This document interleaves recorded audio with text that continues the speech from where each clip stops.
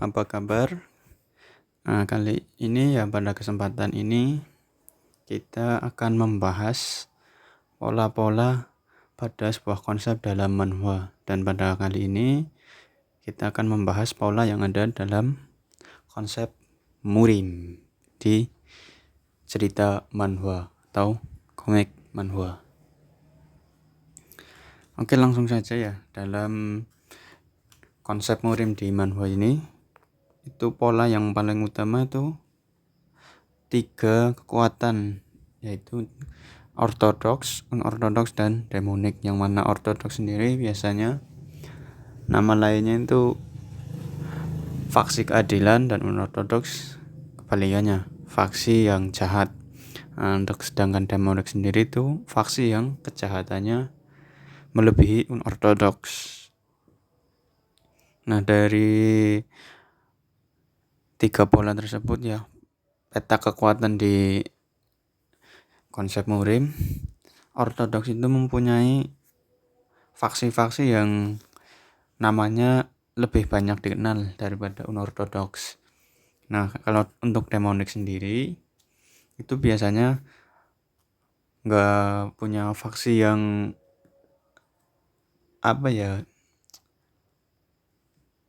nggak punya faksi-faksi besar lah namanya, karena biasanya kalau demonik itu menggambarkan sebuah kepemimpinan yang otoriter dan cuma satu, jadi nggak ada nggak ada banyak suara. Kalau ortodoks itu biasanya seperti demokrasi, jadi mempunyai partai-partai. Nah, partai-partai ini kalau di murim itu namanya sekte. Nah, kalau demonik itu nggak punya sekte-sekte, jadi cuma paling ada pemimpin yang biasanya itu disebut demon god atau heavenly demon, iblis surgawi bahasa Indonesianya.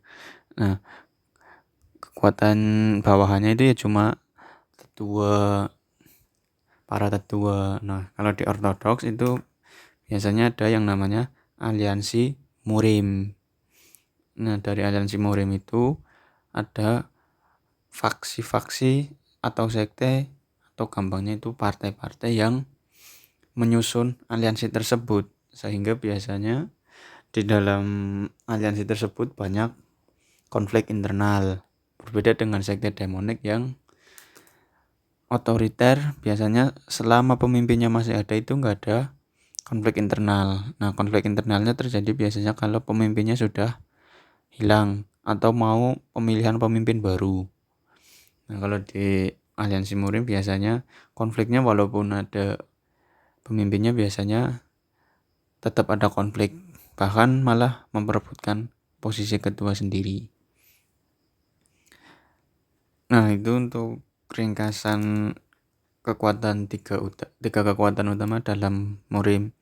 Nah, untuk faksi-faksi sendiri, kalau di murim itu ada banyak. Di faksi ortodoks ya, seperti faksi Monhua, sekte Monhua itu sudah hampir seluruh konsep murim pasti ada yang namanya sekte Huasan atau sekte Gunung Hua, karena lokasinya yang terletak di pegunungan Hua. Kemudian ada sekte Kunlun, ada sekte Wudang, ada sekte Eme, ada sekte Begar atau sekte pengemis, ada sekte Shaolin, terus ada sekte Kinceng, sekte Kongtong, terus ada keluarga-keluarga juga seperti keluarga Tang, keluarga Jaigal, keluarga Paeng, sama keluarga Moyong. Nah, untuk unortodoks sendiri itu biasanya nama-nama sektenya itu nggak terlalu menonjol, namanya nggak terlalu menonjol dan mudah diingat tuh. Nah, kalau demonik ya seperti yang dijelaskan tadi, nggak mempunyai faksi-faksi, biasanya lebih ke arah tetua ini, tetua itu, tetua ini kekuatannya apa, kalau hukuman itu. Nah, untuk faksi sendiri di faksi ortodoks, yaitu ada Monhua, sekte yang paling menonjol dan sering keluar bersamaan dengan sekte Kunlun, Wudang, dan Emei, serta Shaolin. Nah, untuk sekte Huasan sendiri itu mempunyai satu ciri khas, yaitu jurus yang namanya jurus pedang plum blossom atau jurus pedang bunga plum prem ya, plum.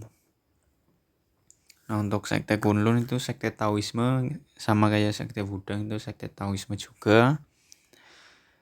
Dan untuk sekte Emei itu sekte Buddhis yang biasanya anggotanya itu khusus perempuan.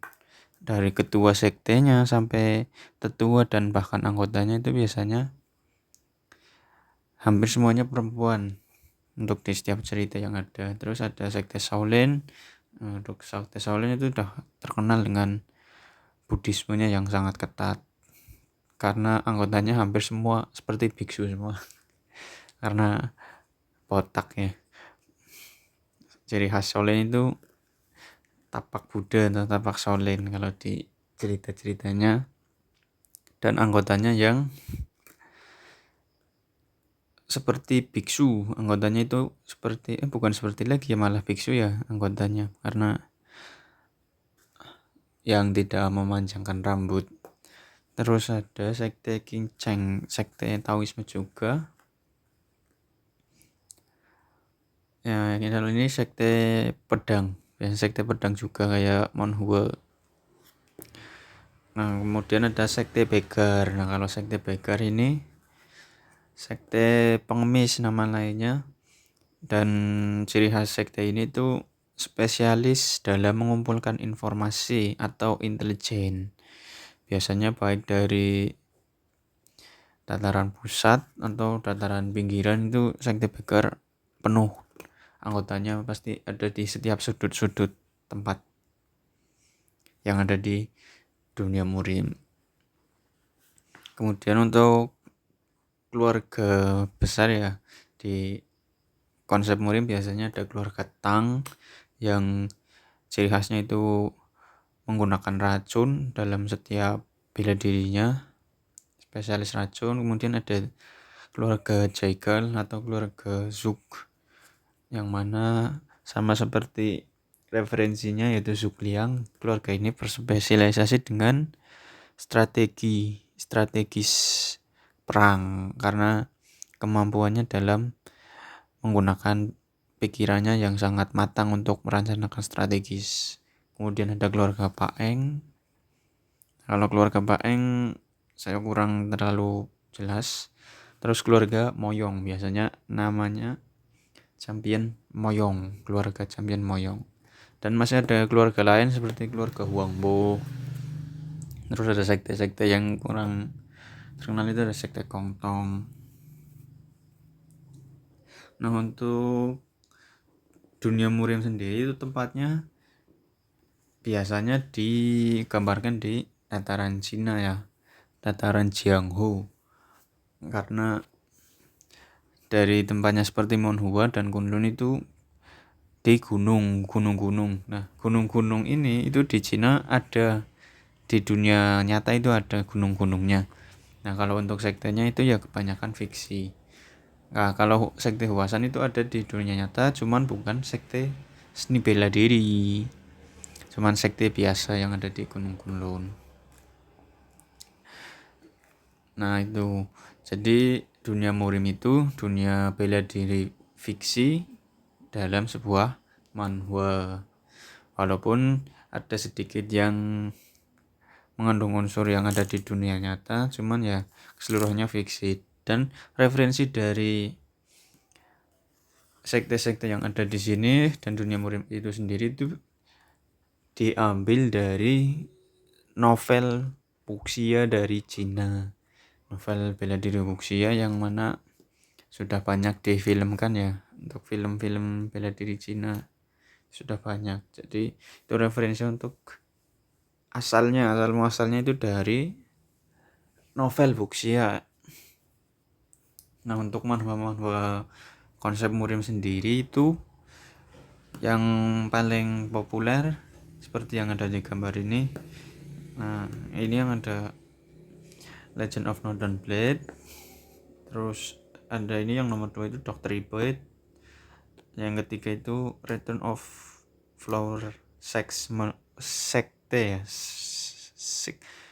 Sekte Gunung Hua. Terus kalau Fearless Dead, terus Member of the King of War, ada Crazy Demon Return. Terus ini yang nomor 7 itu Drifting Moon, Grim Reaper Drifting Moon. Yang ke-8 ada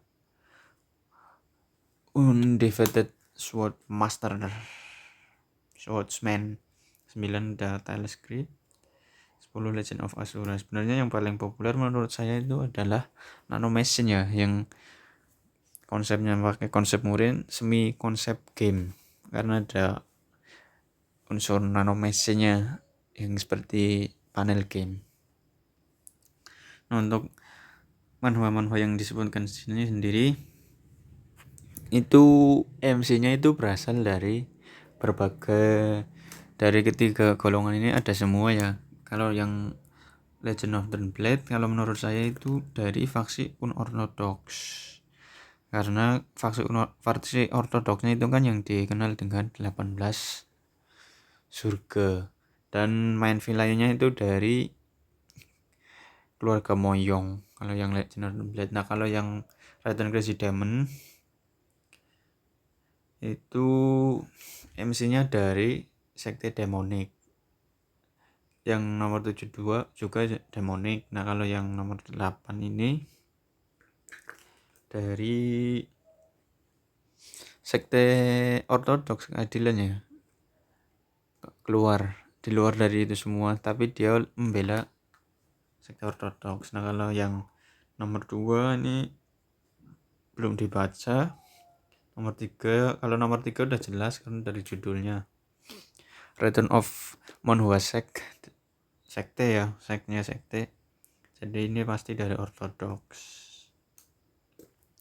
Nah, demikian teman-teman semuanya ya, itu adalah penjelasan singkat dan gambaran yang saya dapatkan dari beberapa membaca manhwa-manhwa dari terutama yang konsep Murim. Nah, mungkin dari teman-teman bisa menambahkan, atau kalau ada yang kurang teman-teman bisa mengkoreksi ya. Sekian dan terima kasih. Sampai jumpa lagi.